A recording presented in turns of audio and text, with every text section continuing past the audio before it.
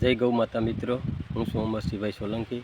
આપની સમક્ષ ક્ષિતિજ ફાર્મ નામની ચેનલ લઈને અમે આવ્યા છે. આ ચેનલનો મુખ્ય હેતુ અને ઉદ્દેશ્ય એ છે કે આપના સમક્ષ ગાય આધારિત ખેતી, પ્રાકૃતિક ખેતી કે રાસાયણિક ખેતી તમામ પ્રકારના વિષયો ઉપર આપણે ચર્ચા કરશું. લાઈવ અનુભવો જે પણ લોકોએ લીધા છે તેમને પણ આપણે આપના સમક્ષ રજૂ કરશું.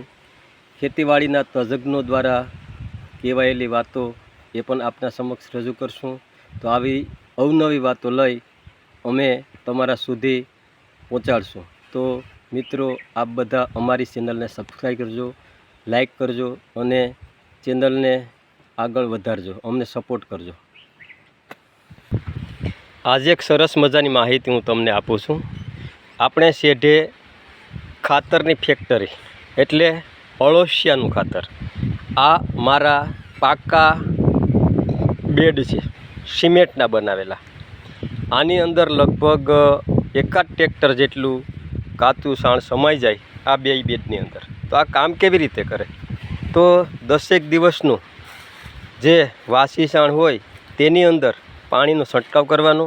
પાણીનો છંટકાવ કર્યા બાદ સતત સાણને ઠંડુ પડવા દેવાનું અને પછી આની અંદર પહેલાં પાંદડાને એવું બધું નાખી દેવાનું અને ત્યાર પછી આ તાજું જે સાણ છે તે નાખવાનું. હવે આવું જે સાણ છે એ નાખ્યા પછી ઉપર આની અંદર 5 કિલા જેટલા અળસિયા છે તે રિલીઝ કરવાના. અળસિયા રિલીઝ કર્યા પછી લગભગ દરરોજ આની ઉપર પાણી છંટકાવ કરવાનું અને કોથળાથી આને ઢાંકી દેવાનું. ત્યારબાદ લગભગ 60 દિવસની અંદર આવું સરસ મજાનું વર્મી કમ્પોસ્ટ ખાતર છે, ચાની ભૂકી જેવું પોષક તત્વોથી ભરપૂર, તે તૈયાર થઈ જશે અને અળસિયાનો પણ ગ્રોથ થશે. આપ જોઈ શકો છો કેટલા બધા અળસિયા છે.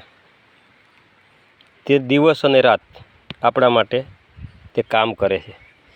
અને જો આપણાથી આવો પાકા બેડમાં ન પહોંચી શકાતું હોય તો કોઈ પણ સરકારી સંસ્થાઓની અંદરથી આવો પ્લાસ્ટિકનો બેડ પણ મળે છે, જેની લગભગ કિંમત 1100 રૂપિયાની આજુબાજુમાં હોય છે. આની અંદર 2 ગાડી જેટલું પણ સાણ રહી શકે અને આવી રીતના સાણ ભરી અને કોથળાઓને ઢાંકી અને ફરીથી આપણે નજીવા ખર્ચામાં આપણા ખેતર ઉપર જ આવું સરસ મજાનું ખાતર આપણે તૈયાર કરી શકીએ છીએ. તમે જોઈ શકો કે આની અંદર પણ ભરપૂર પ્રમાણમાં અળસિયા છે અને લગભગ વર્ષની અંદર 10,000 થી 12,000 રૂપિયાનું એક વખતમાં આ ખાતર આપણે આપે. માર્કેટમાં તમે જાણો તો તમને ખબર પડે કે ઘન જીવામૃતના ભાવ કેવા છે. તો મિત્રો, ચાલો જાગૃત થઈએ અને આપણા જ ખેતરની અંદર આવી એક ખાતરની ફેક્ટરી બનાવીએ.